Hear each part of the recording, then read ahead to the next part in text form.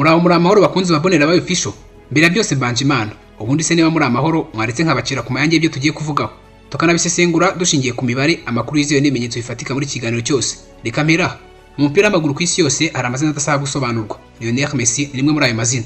Kuri ubu ikirere cya ruhago cyongeye gukangarana nyuma y'amakuru avuga ku munyabigwi Lionel Messi aho ikipe yo muri Arabia Saudite Al Ahly ngo yiteguye gukora icyo cyose umwaka utaha bari hariya mu burasirazuba bwo hagati. Burya ngo byari biri mu biganiro ko Diego Jota yasubira muri FC Porto. Gusa inzozi zose za Porto zarangiriye mu marira ubwo uyu mukinnyi w'imyaka 28 n'umuvandimwe Andre Silva bapfiraga mu mpanuka y'imodoka. Perezida w'ikipe ya FC Porto Andre Villas-Boas yatangaje ko bari muri gahunda y'uko Diego Jota yagombaga kuzagaruka mu rugo i Porto nyuma yo gusoza amasezerano mu ikipe ya Liverpool de Cops. Muri iyi mpeshyi izina rya Alejandro Garnacho riravugwa cyane muri ruhago y'Uburayi. Uyu musore ukiri muto w'imyaka 21 ukomoka muri Argentine ari ku ruhande rw'abakinnyi batakiri mu mishinga ya Ruben Amorim umutoza wa Manchester United. Nyuma y'igihe cyiza cyaranzwe no kwitanga no gukina neza shampiyona y'umwaka ushize irimo kurangira, ibintu byatangiye kuzamba ubwo Garnacho yasizwe ku ntebe y'abasimbura ku mukino wa nyuma ya Europa League. Ni ibintu byamubabaje bituma atangira gutangaza ko atagishoboye kwihanganira ko umutoza mufata. Ruben Amorim nawe yahise amutegeka gushaka ikipe azakinira umwaka utaha atari Manchester United. Manchester United irakataje ku isoko ry'igura n'igurisha ry'iyi mpeshyi, aho bivuga ko igeze kure muri gahunda yo gusinyisha Javi Guerra umukinnyi wo hagati mu kibuga ukina ikipe ya Valencia FC. Nk'uko byatangazwe n'ikinyamakuru Calcio Mercato, United iri muri gahunda kurusha andi makipe yose ashaka uyu musore w'imyaka 22 harimo AC Milan, Atletico Madrid na Aston Villa. Bose ngo bari bamaze kugaragaza ko bashaka kumwegukana. Buri kipe igira uwo yifuza ariko siko buri gihe bigenda nk'uko babishaka. Ku ruhande rwa Manchester United, Bryan Mbeumo ni izina ribanziriza ayandi ku rutonde rw'abakinnyi Ruben Amorim akeneye, ariko ngo urugamba rwo kumwegukana rwabaye ingorabahizi. Umuriro wa Londres, ikipe ya Arsenal mu makipe ari gukurikiranwa cyane muri iyi mpeshyi kuko iri gukora ibikorwa by'ubucuruzi bikomeye byo kongera ubushobozi ikipe ya Mikel Arteta. Martin Zubimendi yamaze gusinya Arsenal avuye muri Real Sociedad ku giciro cya £55 z'amapaundi. Ni umukinnyi ukina yugarira hagati mu kibuga abazwi nka defensive midfielder ugomba gusimbura Jorginho cyangwa se Thomas Partey bari mu nzira zisohoka muri Arsenal. Arsenal iri hafi gusinyisha rutahizamu ukomeye wa Sporting Lisbon Victor Gyökeres amasezerano ku giti cye ibizwi nka personal terms aya yamaze kumvikanwaho. Ariko Sporting Lisbon ikomeje gukora Arsenal ku bijyanye n'igiciro, biravuga ko byibura bashaka £85 z'amapaundi kuri uyu musore. André Berta, Sporting Director mu kipe ya Arsenal, uyu nguyu yerekeje Lisbon mu biganiro bya nyuma na Sporting Club de Portugal. Victor Gyökeres umwataka w'umunyaswede ngo niwe uhabwa amahirwe yo kuba nimero 9 uyu mwaka kuri Emirates Stadium. Nyuma yo gutakaza abakinnyi bakomeye nka Trent Alexander-Arnold ndetse no gusinyisha amazina akomeye nka Florian Wirtz na Jeremy Frimpong, ikipe ya Liverpool ikomeje imyiteguro y'umwaka mushya w'imikino. Hari amakuru menshi ari kuvuga muri Liverpool ku bijyanye n'umukinnyi mushya bashobora kwibikaho Mark Fofana ndetse no gusohoka kwa Luis Diaz. Liverpool yashyizeho igiciro cya Luis Diaz hejuru ya £75 z'amapaundi nyuma y'uko amakipe akomeye arimo Barcelona, Bayern Munich na Al Nassr yo muri Arabia Saudite bakomeje kugaragaza ko bamwifuza. Ngaho reka dusesengurire hamwe izo ngingo zose imwe ku yindi dushingiye ku makuru yizewe agezweho mu isi y'umupira w'amaguru. Anizere ko bamaze guhitamo kubana natwe ukora subscribe kuri Bonera Bayo Official ukanasangiza inshuti za biganiro byacu. Gendwa Bonera Bayo, aha ni kuri Bonera Bayo Official. Reka tuganire umupira. Ikaze.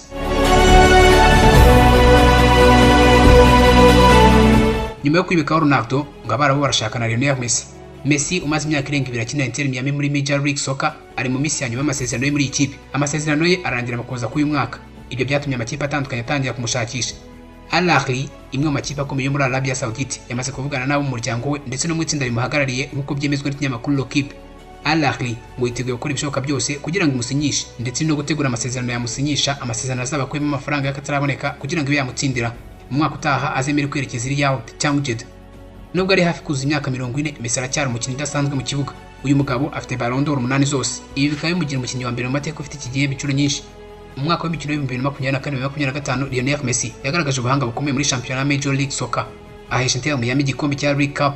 Mu mikino yose yakinnye muri aya marushanwa yombi yatsinze ibitego 24. Ibi byatumye bumwe mu bakinnyi bitwaye neza muri iyi shampiyona uyu mwaka maze asiga benshi mu bakinnyi bo muri Amerika mu mibare. Messi ntiyagarukiye ku gutsinda gusa kuko yanatanze imipira 21 yavuyemo ibitego. Ibi byatumye umukinnyi wihariye muri Major League Soccer muri uwo mwaka, aho yatanze assist nyinshi kurusha abandi bose bakina muri iyi shampiyona. Nubwo asa naho yari akinjira muri ruhago muri Amerika, Messi yahise afasha Inter Miami kwegukana igikombe cya League Cup. Iki gikombe cyari cya mbere Messi yegukanye kuva yagera muri Amerika. Mu irushanwa rya League Cup ryahuje amakipe yo muri Major League Soccer n'ayo muri Mexique. Messi yanyagiye amakipe agiye atandukanye ibitego 7 kandi aratanga imipira ivamo ibitego 7. Ibi byatumye aba umukinnyi witwaye neza muri irushanwa ndetse ni nawe wahawe igihembo cy'umukinnyi witwaye neza kurusha abandi, Best Player muri irushanwa. Mu mwaka wa mbere muri Amerika waranzwe n'imibare itangaje, ibitego 24, assist 21, atwara n'igikombe gikomeye kuri uriya mugabane. Uretse ibi, Lionel Messi yahinduye isura ya Inter Miami n'imyitwarire ya shampiyona ya Major League Soccer. Abasesenguzi benshi bavuga ko umusaruro we muri uwo mwaka wahinduye amateka ya ruhago muri Amerika. Iyo usesenguye neza ayo makuru usanga Lionel Messi yarerekanye ko umukinnyi agenda akura atari byo bigena urwego rw'imikinire ye. Yongeye kwerekana ko ari umunyabigwi udasanzwe ndetse ukomeje kwandika amateka no hanze y'u Burayi.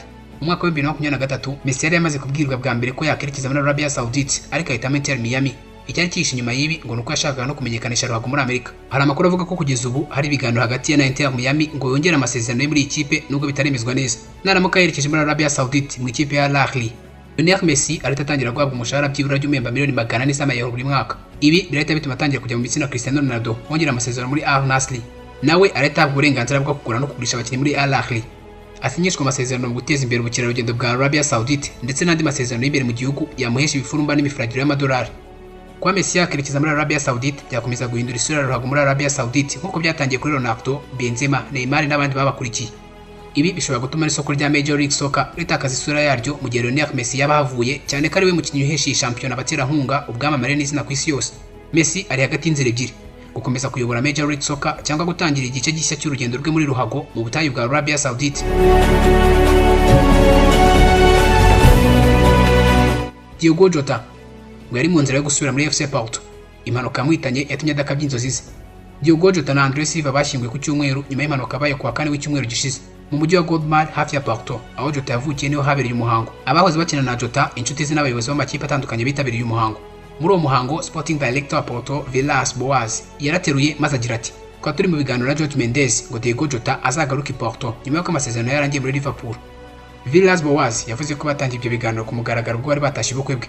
Byari inzozi z'abafana ba Porto kongera kubona Diogo Jota agaruka aho yatangiye urugendo rwe rwa ruhago. Yari yakinnye muri Porto hagati y'umwaka wa 2016 n'umwaka wa 2017 mbere yo kwerekeza muri Wolves hanyuma akigira muri Liverpool. Nubwo ataragifite aho ahuriye na FC Porto, ku mugaragaro ku munsi wo kumushyingura, Villas Boas yatangaje ko Jota yahise agirwa umwe mu banyamuryango bayo ndetse n'ikarita y'uko ari umunyamuryango w'ikipe ya FC Porto ihita ishyirwa ku mva ye. André Silva muri umuna Diogo Jota wari ufite imyaka 25, uyu nawe yakiniye Porto mu byiciro by'amakipe yabo y'abato kugeza ageze ku myaka 19. Villas Boas ati abana bombi baraba umuryango wa Porto. Diogo Jota na André Silva bari intwari zacu zubahwa n'abantu bose mu kibuga ndetse no hanze yacyo. Diogo Jota yari agifite byinshi byo gutanga. Yari umunyamurava, intwari n'umwataka kabuhariwe muri Liverpool, umwana n'umukinnyi w'umuhanga mu ikipe y'igihugu ya Portugal. Impanuka yamuhitanye yamubujije kugaruka aho byose byatangiriye, gusa amateka yubatse umupira w'isi yo ntiyazimye.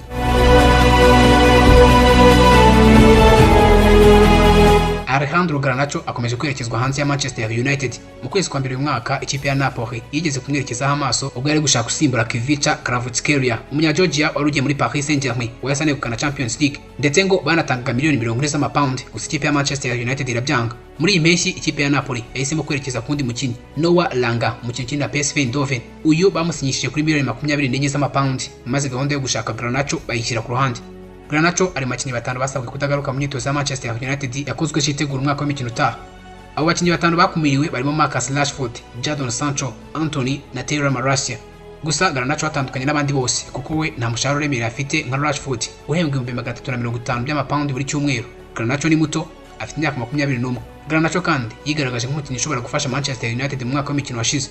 Kubera ibyo byose, United ngirifuza kumugurisha ku giciro kiri hejuru cyane ngo kandi kabona inyungu 100% kuko nyine azamukiye mu academy kabo nyuma yo kubanuka mu academy ka Atletico Madrid muri Espagne, igihugu yakuriyemo.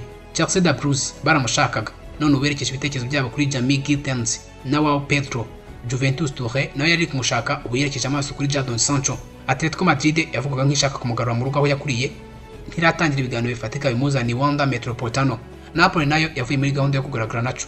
Ubuyobozi bwa Manchester United bwari bwizeye ko Garnacho bashobora kumukuramo amafaranga n'inyungu by'umurengera muri iyi mpeshyi, ariko nyine byamaze kugaragara ko kumubonera isoko ikomeje kwingora abahizi. Gusa ibihe bishobora guhinduka, cyane cyane nihagira ikipe yinjira mu biganiro ishaka uyu musore, ndetse ngo bakaba baniteguye gutanga igiciro gishimishije. Garnacho ni umwe mu bakinnyi bafite impano muri ruhago y'ubu, ariko imyitwarire ye, uburyo yitwara ku mbuga nkoranyambaga n'umubano we n'abatoza, ibi ngibi ngo bishobora kuzamubera imbogamizi.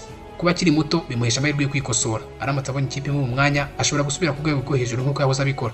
Manchester United irashaka amafaranga, Garnacho nawe karashaka guhindura ikipe. Manchester United iracyakataje mu isoko ry'igura n'igurisha ry'abakinnyi byo muri iyi mpeshyi, aho bivuga ko igeze noneho hafi gahunda yo gusinyisha Javi Guerra, umukinnyi wo hagati mu kibuga ukinira ikipe ya Valencia mu gihugu cya Espagne.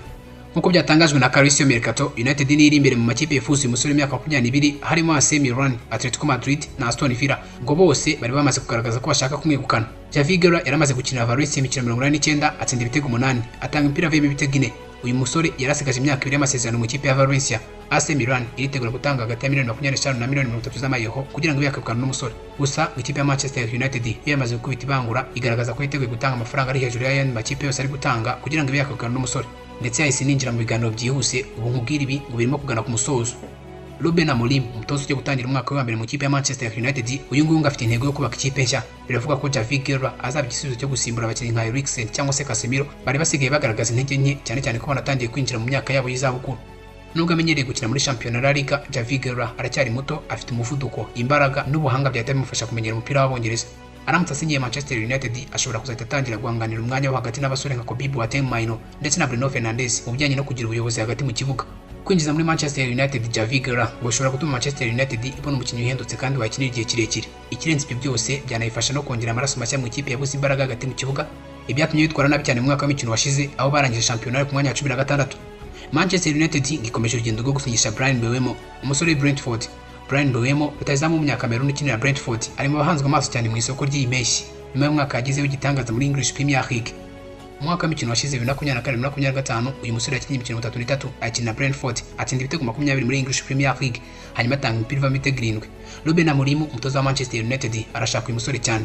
Brentford iri mu biganiro na Manchester United bijyanye n'igiciro cye. Mu gihe Manchester United yifuza kumutanga miliyoni ziri hagati ya 40 na 45 z'amapaundi, Brentford yo iri gusaba amapaundi ari hejuru ya miliyoni 60 igendeye ku mibare Mbeumo yagize mu mwaka washize. Ikinyamakuru The Mirror cyo kivuga ko ibiganiro bigikomeje ariko ngo bitaratanga umusaruro. Gusa impande zombi ziracyafite icyizere ko iyi transfer igomba gukorwa kandi igakorwa neza. Bryan Mbeumo nawe arifuza kuza muri Manchester United kuko amasezerano ye bwite ibizwi nka personal terms iyo ngo yamaze kwemeranywa na Manchester United. Urugendo rwo kugura Bryan Mbeumo rumaze kurambira abakunzi ba Manchester United ariko ruracyarimo icyizere nubwo Brentford ikomeje kumushaka amafaranga menshi. United nayo ngo ntagashaka kumugura ku giciro cy'umurengera. Kugeza ubu Manchester United irashaka Mbeumo kugira ngo ajye mu myitozo itegura umwaka w'imikino utaha. Brentford nayo irabizi neza ko idashobora kumugumana ku ngufu kuko nawe nyine ashaka kwigendera.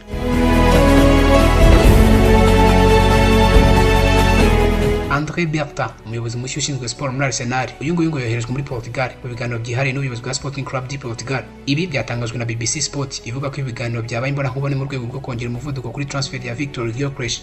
Rutahizamu amaze igihe kinini avuga muri English Premier League, gusa Arsenal ikaba ari mushaka cyane nyuma yo gufata icyemezo cyo kumushakira hasi hejuru nyuma yo kubura Benjamin Sesko wahisemo kuguma muri Leipzig. Victor Gyökeres mu mwaka w'imikino 2023-2024 yakinnye imikino 50 atsinda ibitego 43 atanga imipira iva mitego 15.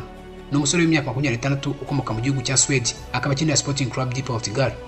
Victor Gyökeres yatangiranye urugendo rwe rwa ruhago na Coventry City muri Championship icyiciro cya kabiri ari mu gihugu cy'Ubwongereza hanyuma yerekeza Lisbon mu kipe ya Sporting Club de Portugal aho yahise acimaka uburyo bwihuse ahinduka umutima w'ubusatirizi bwa Sporting Club de Portugal.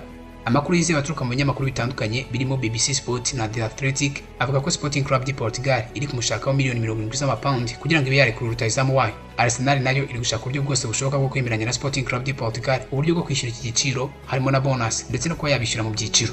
Arsenal iri gushyira umuvuduko muri transfer kuko Arteta ashaka ko uyu musore atangira imyitozo ku gihe mbere y'uko English Premier League itangira. Ibiganiro birakomeje hagati y'impande zombi kuko ubwo André Berta yageze muri Portugal bivuze ko agomba kuva yarangije transfer.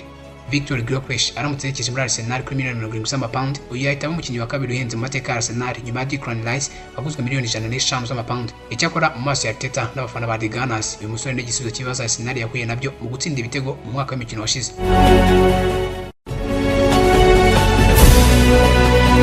Mark Fofana rutahizamu imyaka 20 ukinira Rio ari mu ntego zikomeye za Liverpool muri iyi mpeshyi. Uyu musore yaranzwe n'ubuhanga n'umuvuduko wihariye mu mwaka washize yatangiye gukura amakipe akomeye i Burayi. Amakipe arimo Liverpool, Arsenal, Chelsea de Bruce, Bayern Munich, Napoli, Leipzig, Nottingham Forest ndetse na Fulham United. Mu mwaka wa 2024-2025 uyu musore yakinnye imikino 41 atsinda ibitego 17. Ku mpuzandengo yatsindaga igitego kimwe kuri buri mikino ibiri. Ikipe ya Rio iramushakamo miliyoni 60 z'amayero. Rio yamanuwe mu cyiciro cya mbere cya Ligue 1 mu gihugu cy'Ubufaransa ijyanwa mu cyiciro cya kabiri kubera ibibazo by'amikoro. Ibi biri kwisunikira kugurisha abakinnyi bafite agaciro gatugutse kugira ngo angane n'iki kibazo.